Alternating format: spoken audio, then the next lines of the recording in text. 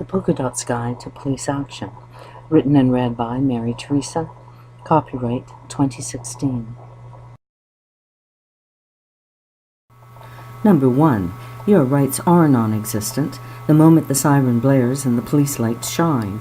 Number 2. You are a criminal until proven elsewise. I know that's not what the Constitution says, but this is the way it is.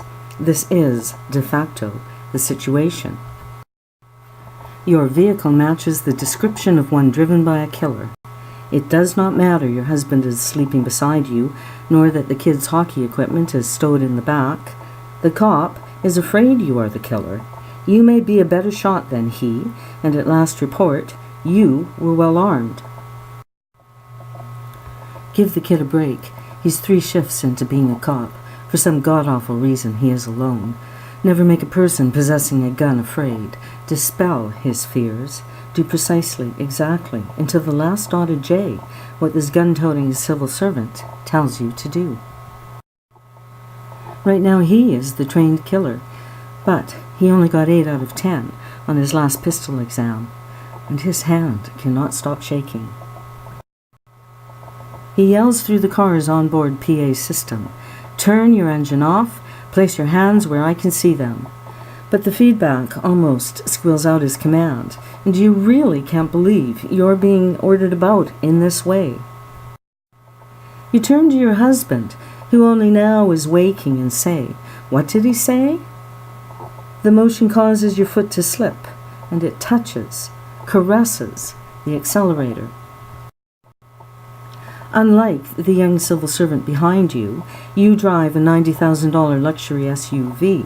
When its accelerator is caressed, it leaps forward. Realizing your mistake, you slam on the brakes. The SUV comes to an abrupt halt. If you were, and this was, you might be dead, and the story over. You have disobeyed a man with a gun. He believes you to be fleeing the scene. So do his friends who have just shown up.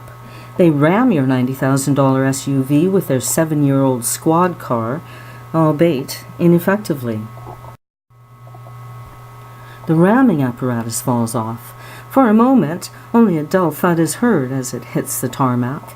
The distant wail of sirens tells you you are in deep shit. You mutter, "I'm in deep shit." Of all the noises that should have woken him up, it is this that does the job. Several events happen almost simultaneously. 2 onboard PA systems with full feedback now blare. Your husband reaches some semblance of sobriety and says, "What the fuck?" To the new and inexperienced officers, this sounds like an admission of guilt. Weapons become visible, and the shouting competes with the feedback from 2 overused PA systems. More friends arrive. You know, those people who protect and serve you. More weapons, more shouting. Your husband, love him, turns to you and shouts, "What the fuck did you do?" Your husband was a bit of an ass. It's okay, we all knew it.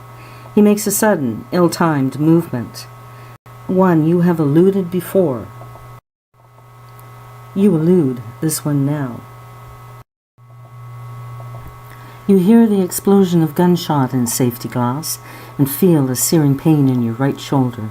Your head bumps against the interior of the door. 5 guns were fired, they say. 80% hit your husband, and as 3 of them were to his head, he won't be hitting you or the kids anymore.